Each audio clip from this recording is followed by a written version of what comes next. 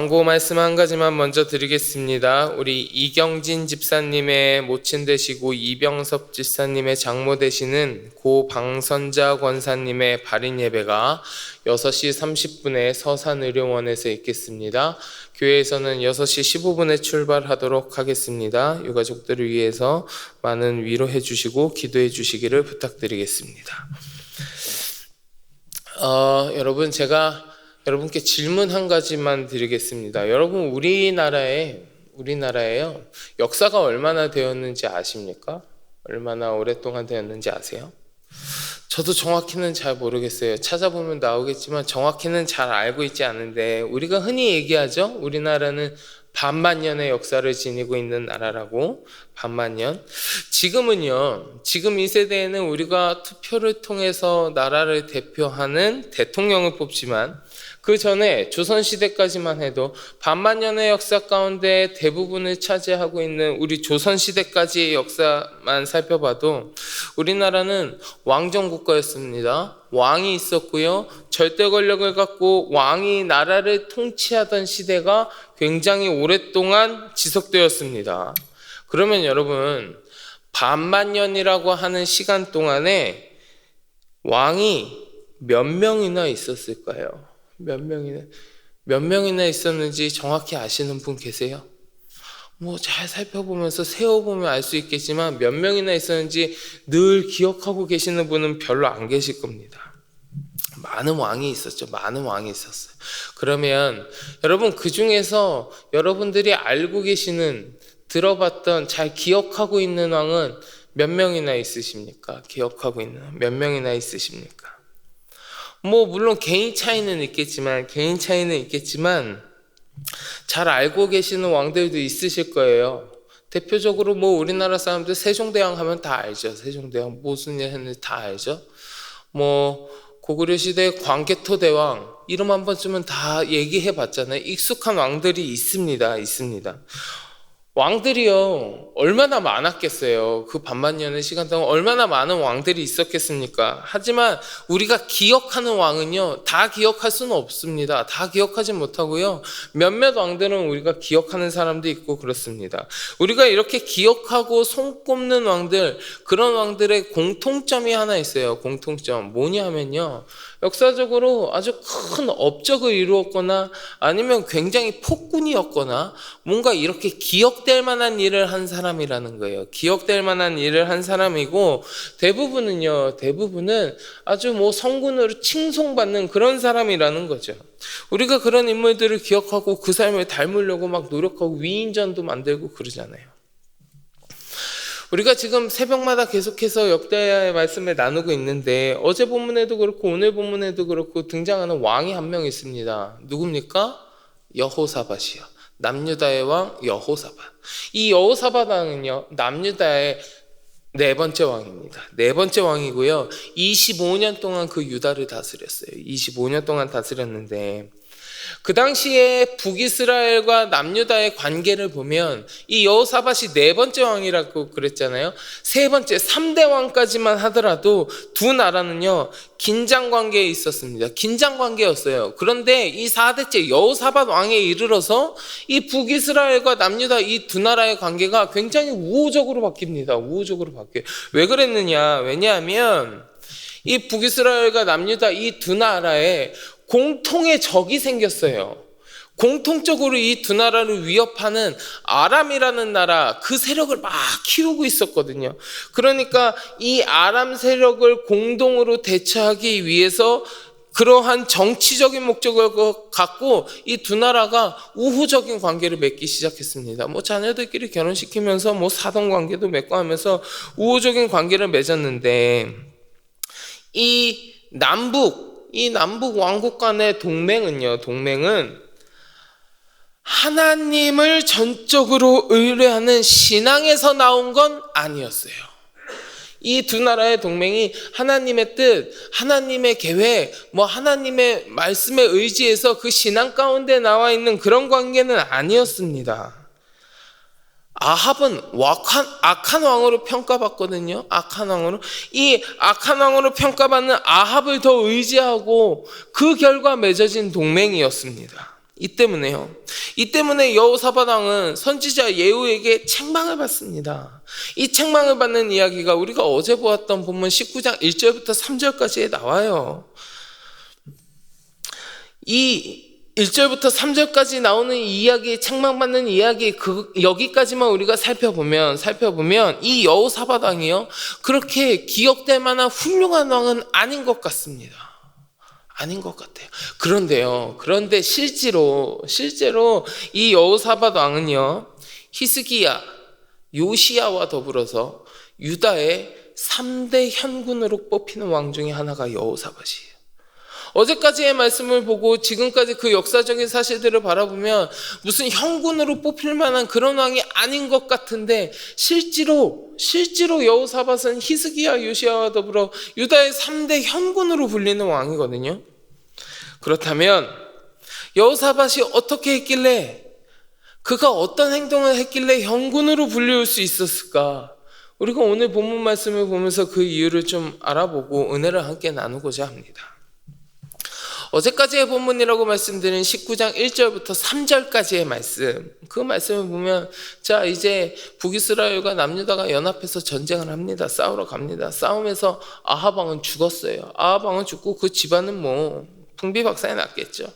근데 반면에 이 유다의 왕 여호사밧은요, 예루살렘 그의 궁으로 평안히 돌아왔다 그랬습니다. 평안히 돌아왔는데 예후라는 선지자가 와서 이제 막 꾸짖고 책망하는 거예요. 꼭 이렇게 하나님을 미워하는 자들과 동맹하고 사랑했어야 합니까? 당신은 그랬기 때문에 하나님의 진노가 임할 겁니다. 진노가 임할 겁니다. 그럼에도 불구하고 하나님을 찾는 마음이 있었군요. 그건 선합니다. 뭐 이렇게 계속 책망해요. 책망하고 그 후에 오늘의 본문이 이어지는데, 오늘의 본문 가운데 이 책만 꾸짖은 후에 하나님께서 당신을 징계하실 겁니다, 뭐 이런 내용이 나올 법도 한데, 이어지는 본문에는 여호사밧이 무슨 징계를 받았다 이런 이야기가 나오지 않아요. 그런 이야기가 나오지 않고 어떤 은혜를 입었는지, 이 여호사밧이 나라 그 끝에서부터 끝까지 돌아다니면서 백성들을 여호와께로 돌아오게 하고 유다 성읍들의 재판관을 세우고 사람을 위하여서가 아니라 여호와를 위하여 잘 살피라 명령하였다, 뭐 이런 말씀들이 기록되어 있습니다. 우리가 이러한 내용 가운데 여호사밧이 현군으로 불릴 수 있었던 이유 두 가지만 우리가 살펴보고자 합니다. 두 가지만요. 첫째, 그 이유 가운데 첫 번째가 무엇이냐? 여호사밧 왕은요, 자신의 잘못을 깨닫고 인정하고 받아들이고 회개할 줄 아는 왕이었습니다. 여러분, 오늘 본문 4절 같이 보실래요? 4절 말씀 같이 한번 봉독해 보도록 하겠습니다.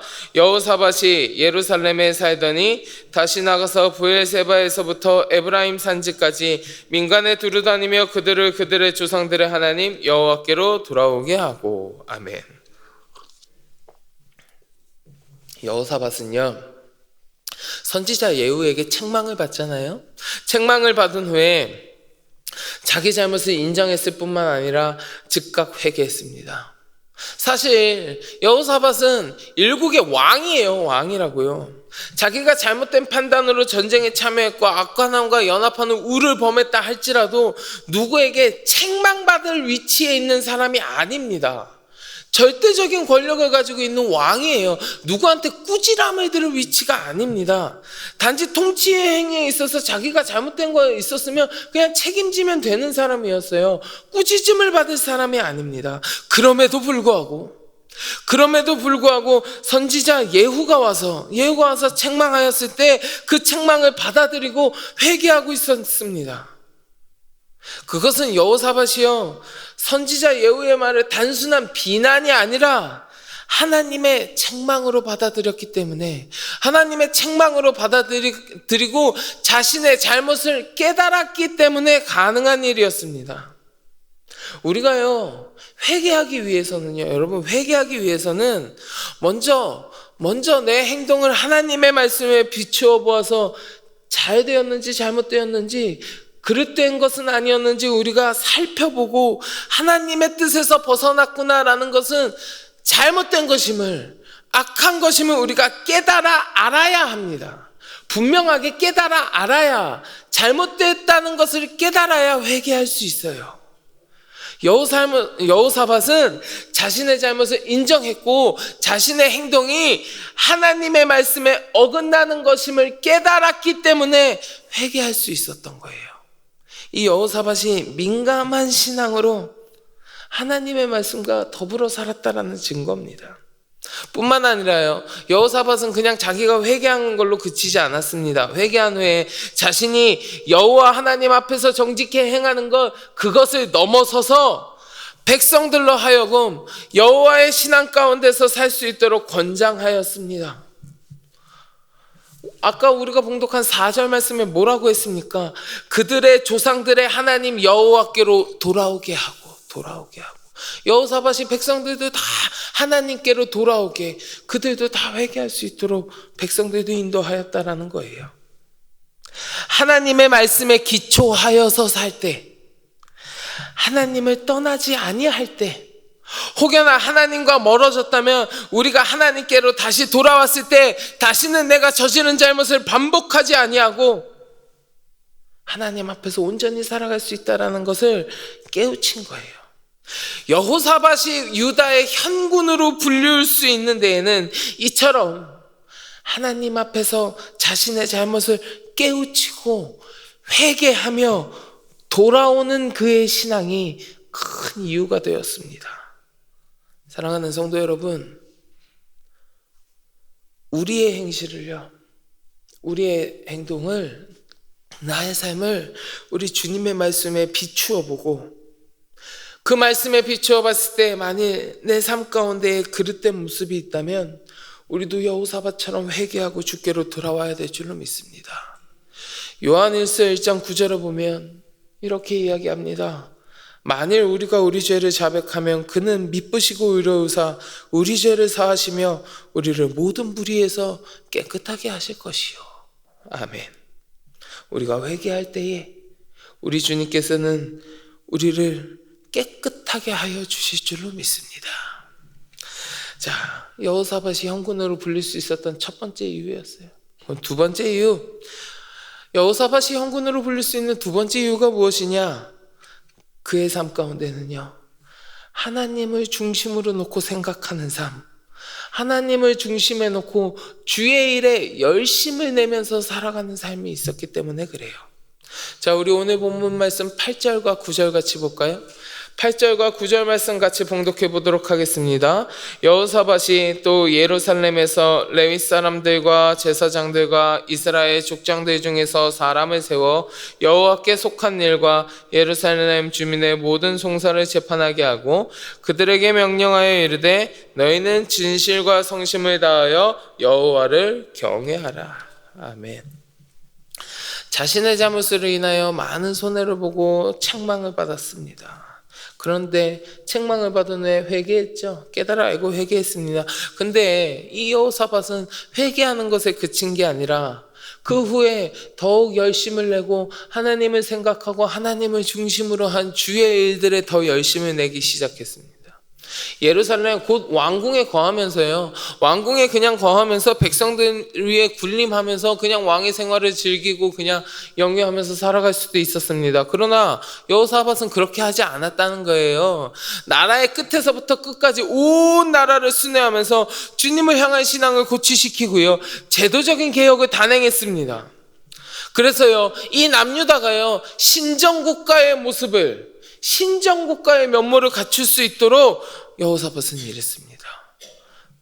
여호사밧이요, 재판과 행정의 절차 이런 것들을 막 개혁했는데, 이거 좀 잘못된 것 같은데 고쳤으면 좋겠는데 이러면서 그냥 고친 게 아니에요. 그냥 개혁한 게 아니란 말이에요. 신정국가, 즉 이 나라의 영원한 통치자가 되시는 하나님의 공의와 사랑이 잘 전달될 수 있도록 개혁한 거예요. 그 개혁의 중심에는 뭔가 잘못된 것을 고치고자 하는 것보다 하나님의 공의, 하나님의 사랑, 이 땅을 통치하시는 분은 하나님이시다 라는 그 고백이 들어있고 그 신앙이 들어있고 하나님을 중심으로 생각하는 그 마음이 들어있는 겁니다. 우리 오늘 본문 10절과 11절 말씀 같이 볼까요? 10절과 11절 같이 봉독합니다. 어떤 성읍에 사는 너희 형제가 혹 피를 흘림이나 혹 율법이나 계명이나 율례나 규례로 말미암아 너희에게 와서 송사하거든 어떤 송사든지 그들에게 경고하여 여호와께 죄를 범하지 않게 하여 너희와 너희 형제에게 진노하심이 임하지 말게 하라. 너희가 이렇게 행하면 죄가 없으리라. 여호와께 속한 모든 일에는 대제사장 아마랴가 너희를 다스리고 왕에게 속한 모든 일은 유다 지파의 어른 이스마엘의 아들 스바디아가 다스리고 레위 사람들은 너희 앞에 관리가 되리라. 너희는 힘써 행하라. 여호와께서 선한 자와 함께 하실지로다 하니라. 아멘. 자, 대제사장과 레위인으로 관리들을 막 구성하지요. 이 대제사장과 레위인으로 구성된 관리들을 세운다는 건 유다가 하나님의 통치를 받는 나라다운 면모를 갖추는 일이었습니다. 하나님께 헌신하고 봉사하는 자들이 백성들을 위하여 헌신하고 봉사하게 함으로써 하나님의 공의와 사랑이 드러나게 하는 거예요. 여호사밧이요, 현군으로 불릴 수 있었던 큰 이유 중에 하나, 이처럼 하나님을 중심으로 생각하면서 하나님의 일을 열심히 행하였기 때문입니다. 그가 행하는 모든 일의 중심에 하나님이 있었기 때문이에요. 사랑하는 성도 여러분, 여러분들 삶의 중심에는 무엇이 자리 잡고 있습니까? 보통의 세상 사람들은 그 삶의 중심에 자신의 욕심이 자리 잡고 있습니다. 자신의 욕심이 자리 잡고 있어요. 내가 원하는 것, 내가 바라는 것, 그것들만이 가득히 자리 잡고 있습니다. 그러나 우리 그리스도인들은 오늘 본문에서 여호사밧이 보여준 것처럼 우리 하나님이 자리 잡고 계셔야 될 줄로 믿습니다. 바라기는 이 자리에 함께 하시는 모든 성도 여러분, 여러분들의 삶은, 우리들의 삶은 우리 주님이 중심에 자리 잡고 계시는 삶이 되기를 간절히 축원합니다. 그리하여서 하나님을 중심으로 살아가는 삶이 진정으로 복되고 즐겁고 행복한 삶임을 여러분들의 삶을 통하여 그 사실이 드러나게 되기를 우리 주님의 이름으로 간절히 축원합니다. 오늘 우리가 같이 본 여호사밧, 인간적으로 참 연약했고요, 실책을 거듭하는 왕이었습니다. 그럼에도 불구하고 그가 유다의 3대 형군 중에 하나로 불릴 수 있었던 것, 자기 잘못을 인정하고 죄에서 돌이켜서 참으로 회개할 줄 알았기 때문이에요. 회개한 후에 그 삶의 중심에 우리 하나님을 모시고 그 신앙을 지키며 주님의 일에 최선을 다했기 때문입니다. 이제 우리도 오늘 살펴본 여호사밧 왕처럼 겸손한 신앙, 내 죄를 자복하고 회개하는 신앙, 죄를 회개한 후에 더욱 열심을 내고 우리 주님을 중심으로 삼는 그 신앙을 본받아야 될 줄로 믿습니다. 그리하여서 이 자리에 함께 하시는 우리 모든 성도 여러분들의 삶이 하나님께 인정받고 하나님께 복받고 우리 하나님께 영광 돌리는 우리 모두의 삶이 되기를 우리 주님의 이름으로 간절히 축원합니다. 우리 같이 기도하겠습니다. 하나님, 내 삶을 주의 말씀에 비추어 보게 하시고 잘못된 것이 있으면 깨달아 알게 하시고 하나님께로 회개하며 주께 돌이키는 삶을 살아가게 하여 주옵소서. 내 삶 가운데 우리 주님을 중심에 두게 하시고 언제나 주의 일에 힘써 일하는 거룩한 주님의 백성이 되게 하여 주시옵소서. 함께 기도하시고 마음속에 간절한 기도의 제목을 가지고 함께 기도하겠습니다. 우리 이 시간 주여 많이 부르짖고 같이 기도합니다. 주여.